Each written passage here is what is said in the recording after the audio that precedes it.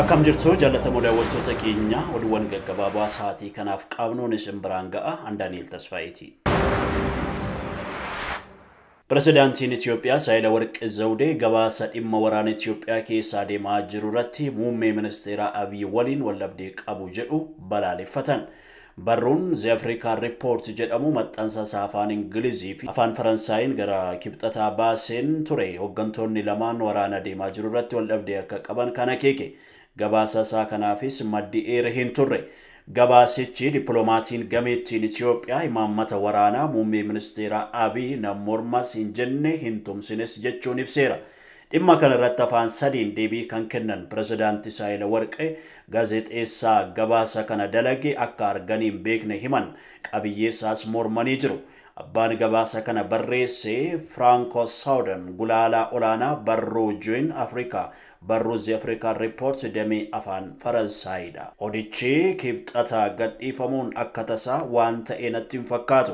Kun hoogganoota gidduu waldhabdee akka jiru agarsiisuuf yaalii taasifameedha jedhan pirezidaantii Saahilawarqi. Imbaasiin Ruusiyaa hojjettoota imbaasii keenyaas ta'ee miseensa maatii isaanii Itoophiyaadhaa baasuuf karoora kan qabne beeksise. Imbaasichi magaalaa Finfinnee keessa rakkoon nageenyaa kan hin jirre ta'uu ibseera. Itoophiyaatti imbaasiin Raashiyaa erga roobii galgala dabarseen magaalaa Finfinnee keessa haala duriin ala taateen addaa akka hin jirre ibsee jira. Raashiyaan hangammaatti lammiilee ishee Finfinnee baasuuf karoora kan hin qabne ta'uu ibsitee jirti. Buufanni daandii xiyyaaraa idil-addunyaa Boolis tajaajila baratame laachaa jiraachuu eereera. Gaagama siyaasaa Itoophiyaa furuuf mootummaan ce'umsaa akka hundaa'u Koongireesiin Federaalistii Oromoo yaada dhiyeesse.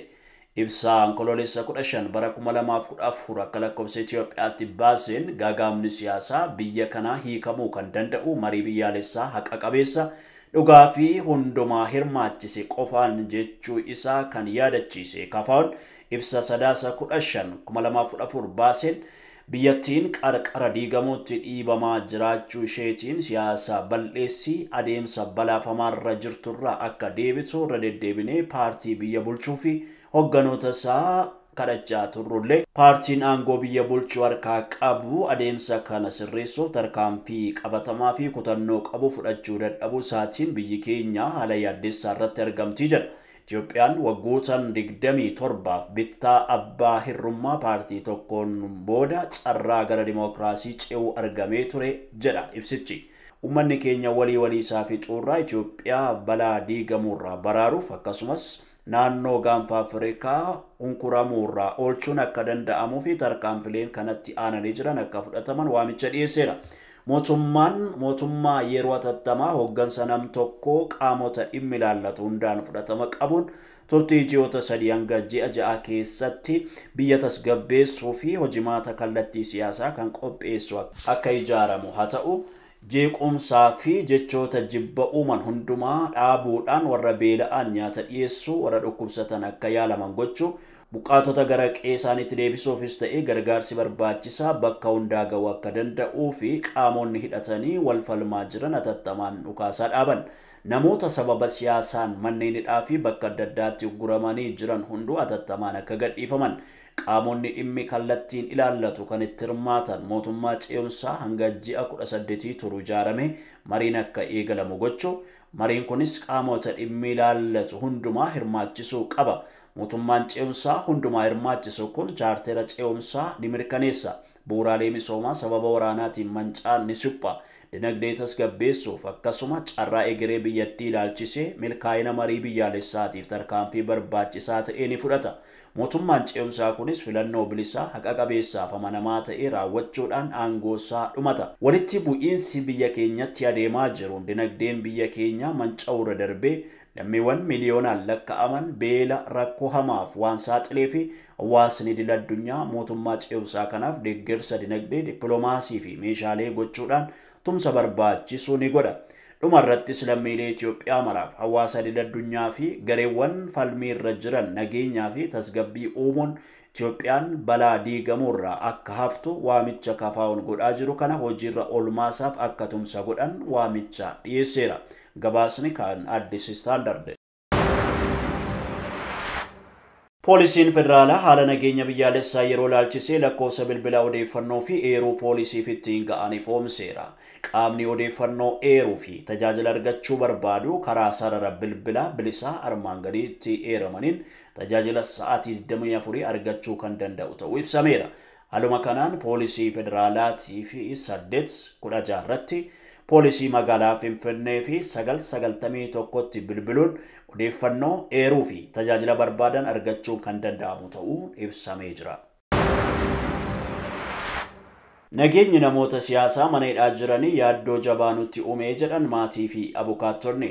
Waggaa tokkoon dura jecha wallisaa Hacaaluu Hundeessaa hordofee namoonni siyaasaa yeroo adda addaatti to'atamanii mana hidhaa jiran yeroo biyyi waraanarra jirtu kanatti nageenyi isaanii haalaan akka isaan yaachise maatiin hidhamtootaa himanii jiru.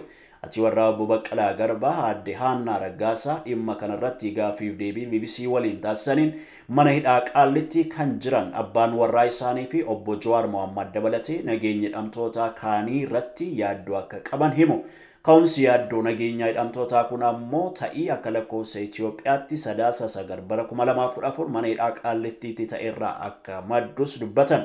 Deetaan ministeera qaa federaalaa Obbo Fiqaaduu Tsaggaa namoota da'oo seeraa jala jiranii fi mootummaan eegumsa ga'aa gochuuf dirqama qaba. Kun immoo ta'aa jiras jedhanii jiru. Manni hidhaa sun mataan isaayyuu bakka eegumsa olaanaa jala jirudha. Bakka kana namni akkuma salphaatti heeyyama malee galgala sa'aatii 2 booda seenuun sirrii miti seeraan alas jedhan. Haa ta'u malee waan mana hidhaa Qaallittiitti ta'e jedhame kana laalchisee odeeffannoo akka hin qabnee fi bulchiinsa mana sirreessichaa waan deebiitti kennuu qabuudhas jedhanii jiru. Ta'ii kamisa darbe galgala mana hidhaa Qaallittiitti ta'e jedhamee fi hidhamtootaa fi maatiitti yaaddoo uume kana qulqulleeffachuuf bulchiinsa mana sirreessaa dubbisuuf yaaliin BBC'n taasise kan hin milkoofne ta'uu ibsamee jira. Itti gaafatamaan waajjira poolisii magaalaa Dabra Biraan Koomaandar Taayyee Habte Goorgis to'annoo jala oolan. Namoota sodaa nageenyaa jedhamuun shakkamanii to'annoo jala jiran hiikuu isaaniitiin itti gaafatamaan waajjira poolisii magaalaa Dabra Biraan Koomaandar Taayyee Habte Goorgis to'annoo jala oolanii jiru. Koomaandar Taayyee Habte Goorgis shakkamtoota garee shororkeessaa Abuut waliin hidhata qabaachuun shakkamanii to'annoo jala jiran heeyyama koomaandii poostiin ala mana hidhaa akka gallakkifaman taasisuu isaaniin to'annoo jala ooluu itti gaafatamaan waajjira bulchiinsaaf nageenyaa magaalichaa Obbo Daani'el Isheetuun FBC'tti himanii jiru. Yakka kana keessaa hooggantoonni biroos harka qabaachuu isaanii uummatarraa eeruun argamaa jiraachuu Obbo Daani'el ibsaniiru. Kaayyoon of eeggannoo Ameerikaa Itoophiyaa dinagdeedhaan dadhabsiisuudhaa jiran deetaan ministeera nageenyaa Obbo Taayyee Danda'a.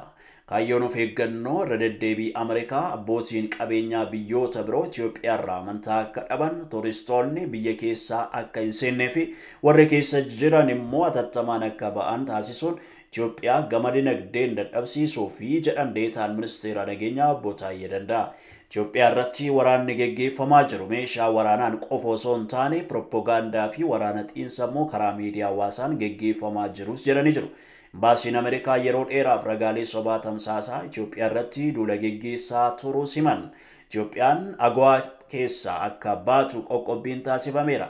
Filannoowwan investimentii biyyoota biroorraa argaman sodaa kanaan gara Itoophiyaa akka hin dhufne kanneen dhufanis akka deeman taasisuun qaama waraanaa keessaa isa tokko jedhan Obbo Taayyeen.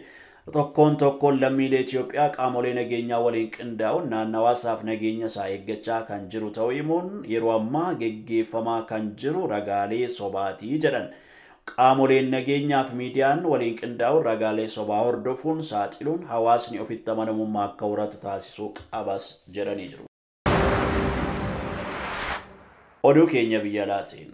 Yakka ajjeechaa sobaatiin dogoggoraan kan hidhame Kevin Strickland waggaa 42 booda mana hidhaarraatti gadhiifame. Lammiin Ameerikaa jiraataa kutaa bulchiinsaa Missouri ture Kevin Strickland bara 1978 yakka ajjeechaa sadiin balleessaan itti muramuun dogoggoraan ganna 42 oliif erga hidhamee booda bilisaan ba'uun hidhaarraa gadhiifamee jira. Kevin Strickland umurii isaa ganna 62 yoo ta'u waggaa 18tti wayita hidhamuu kaasee yakka sanarraa bilisa ta'uusaa himataa ture. taatullee murtoon waxabajjii bara 1979 irratti dabarfame. Strickland guyyaan kun ni dhufa jedhee hin yaadne ture jedha. Seenaa Missouri keessatti nama ganna hunda caalaa dheeraa dogoggoraan hidhame ta'us akkaataa seera bulchiinsa Missouriin beenyaa maallaqaa argachuunsaa shakkisiisaadha. Akka ragaa namoota hidhaa gadhiifaman akka biyyaalessaatti galmaa'etti bara 1989 asitti Strickland seenaa Ameerikaa keessatti nama dogoggoraan ganna dheeraaf hidhame isa torbaffaadha. Abbaan murtii kibxata darbe kana saffisaan Strickland guyyoota 15,487 erga hidhamee booda akka hiikamu ajaja dabarsee jira. Maddi oduuwwan keenya BBC fi FBCdha. Jaallatamoo daawwattoota keenya F5 oduuwwan gaggabaaboo sa'aatii kanaaf qindeeffannee xumurree jirra. Waliin turuu keessaniif ulfaadha. Daani'el Tasfaayitii yeroo gaarii.